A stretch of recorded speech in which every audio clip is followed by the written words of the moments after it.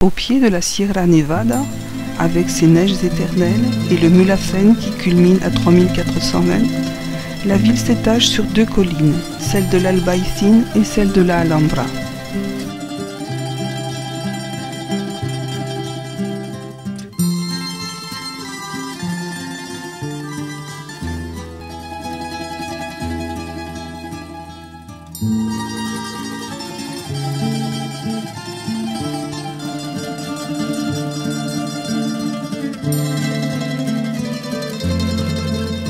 La bâtisse ocre et austère de la Alhambra tranche avec les pics enneigés de la Sierra Nevada.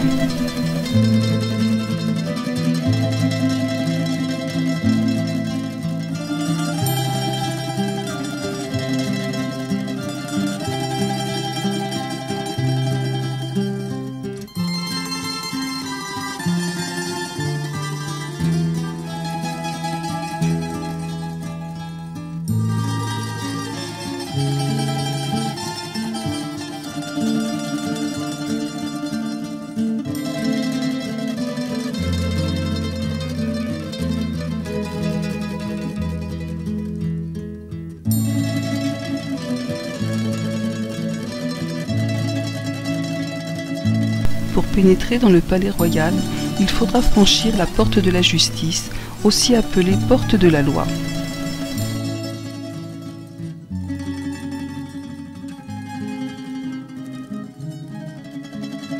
La Alhambra comprend les trois parties habituelles d'un palais musulman. Le mexuar ou chambre dorée, qui est la salle d'audience destinée au public et à l'administration de la justice. Puis le palais de Comares, souvent dénommé Sérail, résidence officielle du roi, et le palais des lions, identifié comme étant le harem, résidence intime et familiale.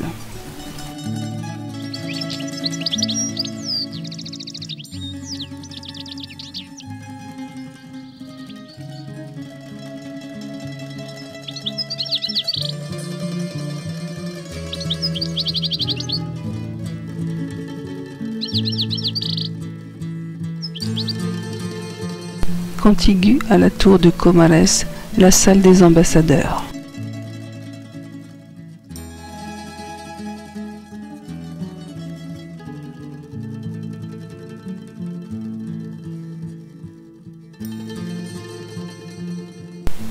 C'est ici que se jouait le destin de Grenade, quand Boabdil et son grand conseil décidèrent de se rendre au roi catholique.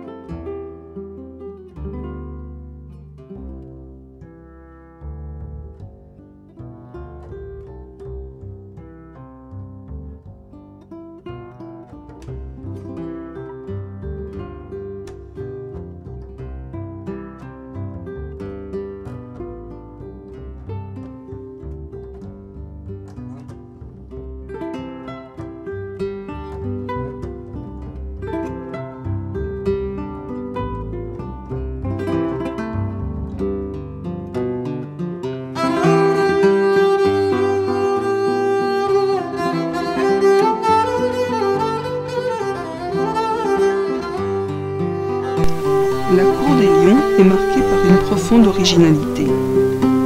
L'Orient et l'Occident s'y mêlent harmonieusement. On l'a comparée à une forêt de 124 palmiers, avec ses colonnes, la plupart géminées, entourant l'oasis de la fontaine centrale et ses 12 lions. Mais ces graciles pavillons à triple arcature nous rappellent plutôt un cloître médiéval. Ici triomphe le rythme et la symétrie. Dans la salle des abencerrages, la porte est décorée d'entrelacs. La lumière pénètre par 16 petites fenêtres ajoutées s'ouvrant sur la magnifique coupole étoilée. La lumière y est douce et zénithale. La salle carrée se creuse d'une alcôve de chaque côté. Au centre se trouve la fameuse vasque sur laquelle, selon la tradition, furent égorgés les chevaliers de l'illustre lignée des Abencerrages.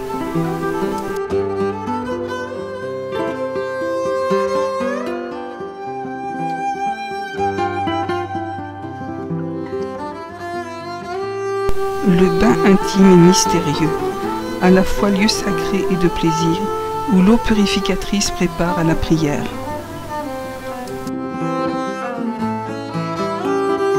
Le Partal est une série de jardins étagés en terrasse. On y trouve les tours qui jalonnent tout le mur d'enceinte. Celle des dames, le petit oratoire, la tour des piques, celle du cadi ou celle de la captive qui a donné naissance à de nombreuses légendes. Nous pénétrons maintenant dans l'Alhambra chrétien avec le palais Charles Quint, composé de 2 parties, la première de style toscan et la seconde au pilastre ionique, avec un grand patio circulaire et une voûte en anneau.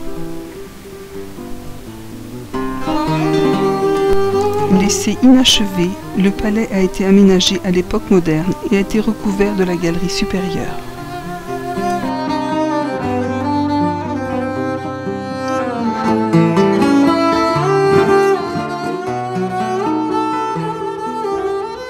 Édifié sur un palais arabe, le couvent Saint-François est devenu parador national.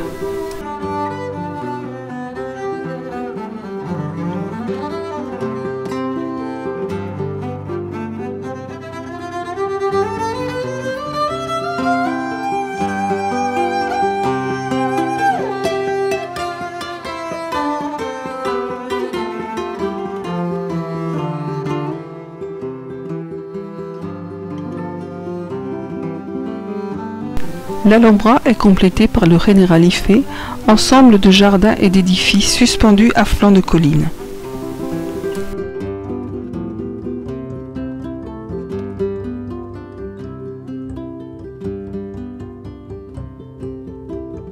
Nature domestiquée d'un charme indéfinissable, le Generalife est un mélange de vergers potagers, de jardins ou dessins géométriques, de miradors et de galeries.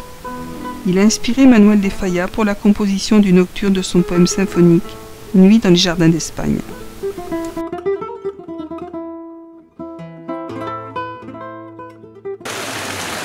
Entouré d'édifices arabes, c'est le célèbre patio rectangulaire de la Acequia, avec le fameux canal au jet d'eau, bordé de massifs de myrte et de roses entre les cyprès et les orangers. Sur sa gauche, une galerie de 18 arcades plonge sur la Alhambra et la ville de Grenade.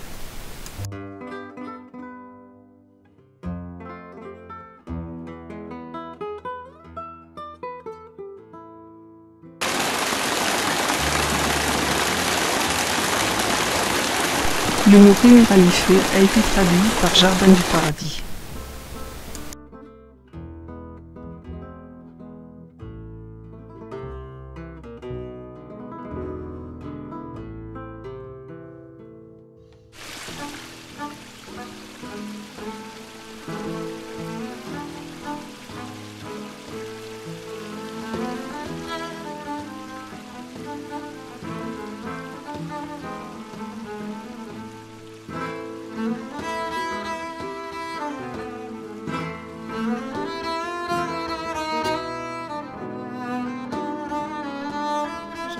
Abondent les rosiers, les pergolas et la géométrie, toujours accompagnés du poème de l'eau. Bien que modernes, ces jardins sont typiquement grenadins.